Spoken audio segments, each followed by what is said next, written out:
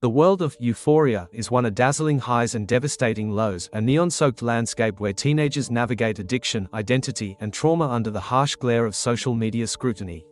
Amidst this chaos, Lexi Howard often fades into the background, a quiet observer to the dramas of her best friend Cassie and the tumultuous lives of her peers. She is the reliable one, the sensible one, practically invisible in an ecosystem that rewards spectacle. This is precisely why her decision to write and direct a deeply personal, borderline exposing play for the school's cultural festival is such a seismic event. The question that hangs over every scene of our life is not just what the play is about, but what it truly represents for Lexi herself.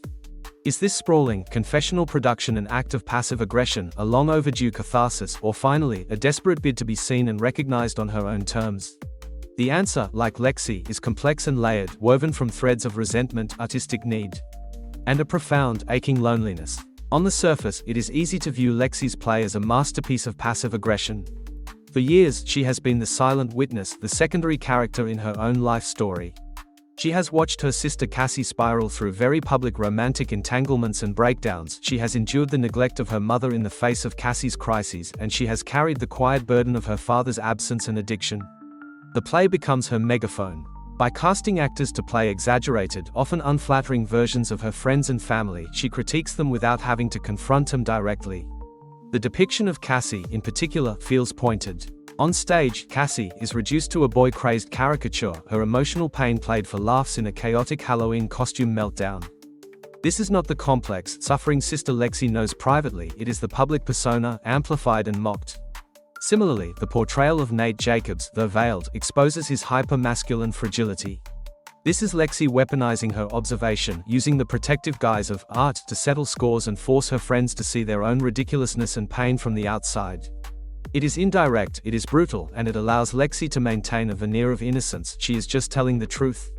After all, the hurt and betrayal felt by Cassie and others is very real, confirming that the play's impact, whether intended or not, is deeply aggressive. It is the act of a person who has felt powerless finally seizing power, and the tool she chooses is public exposure. Yet, to label the play solely as an act of vengeance is to miss its profound function as a vessel for catharsis. Lexi is not just an observer, she is an archive. She has stored every memory, every slight, every moment of second-hand embarrassment and personal grief. The stage becomes a therapeutic space where she can unpack this storage unit of emotions. The play is, fundamentally, about her journey. The framing device, with the male lead representing her idealized, caring father, reveals her deepest wound. By recreating her childhood and her father's kindness, she is not only memorializing the good man he was but also actively processing the trauma of his loss and subsequent degeneration. She is trying to understand how the little girl who felt so loved became the invisible young woman she is now. The act of creation itself is cathartic. For the first time, Lexi is not absorbing the narratives of others, she is constructing her own. Directing the actors, controlling the lighting, deciding the tone, this is an exercise in agency. The hilarious, poignant Boy Trouble scene, where she imagines her life as an over-the-top teen drama, is a perfect example. It is a release valve for her own romantic anxieties and a witty commentary on the very genre of teenage suffering that surrounds her. Through the play, Lexi is untangling her own knots of memory and emotion. The standing ovation she receives is not just for the show, but for her journey to finally, publicly, assert her inner world. The tears she sheds are not just of pride, but of relief. A weight has been lifted, the story has been told. Beneath both the potential aggression and the catharsis lies the most fundamental human drive, the need to be seen. Lexi's entire arc is a blueprint of neglect. She is the afterthought. Her play, then, is ultimately a monumental bid for recognition. It is her screaming, in the most elaborate way possible, I am here. I have a story. I have thoughts and pain and a perspective that matters. By centering herself as the narrative lens through which everyone else's story is filtered, she forces the entire school community to acknowledge her existence as a central character, not a peripheral one. The meticulous detail in the production, the specific costumes, the exact replicas of conversations, proves a simple, powerful point: I was paying attention. I remember everything. Your story is part of my story.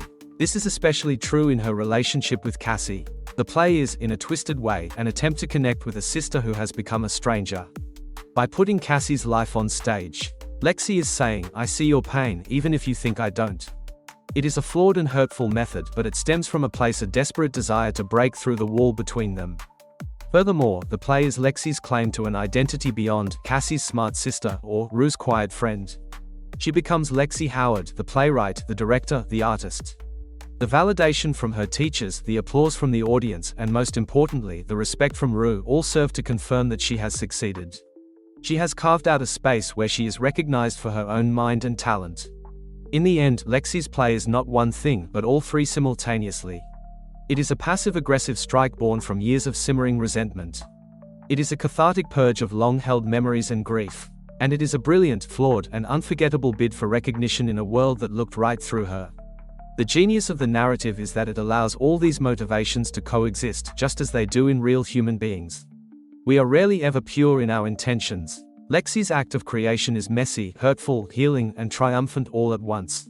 She uses the tool she has always possessed, her keen, writer's eye, not just to observe, but to intervene. She transforms her passive role as the watcher into an active role as the storyteller.